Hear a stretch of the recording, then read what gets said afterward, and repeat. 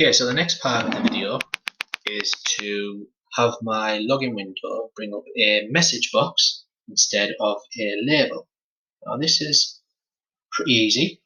Okay, so to start with, I'm now going to, at the top, I'm going to import from Tkinter, import message box. Okay, and what I'm going to do is I'm going to get rid of my label, both of my labels, and instead I'm going to replace them with a message box. So what I'm going to do, if the user's username and password is correct, I'm going to use messagebox.showInfo, and in here I'm going to say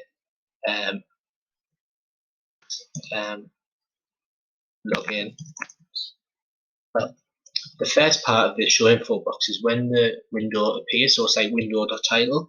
So I'm going to put success, login details correct,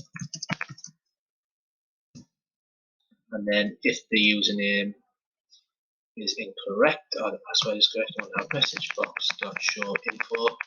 This time I'm going to have denied. I'm going to say incorrect login details.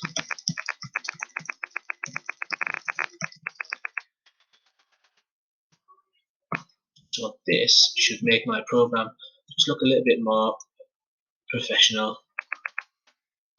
Instead of just bringing up a label, it's actually going to bring up a message box. So it likes it so far. So I'm going to try, and I'm going to be correct the first time. So admin and password.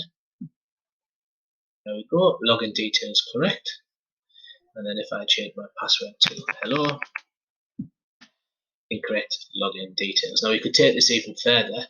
It's obviously you could add more into your if statement, and you could have it so that it would actually tell you what the problem was.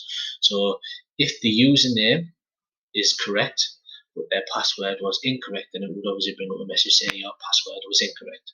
Okay, so that it would just be making your if statement a little bit longer using ellipse.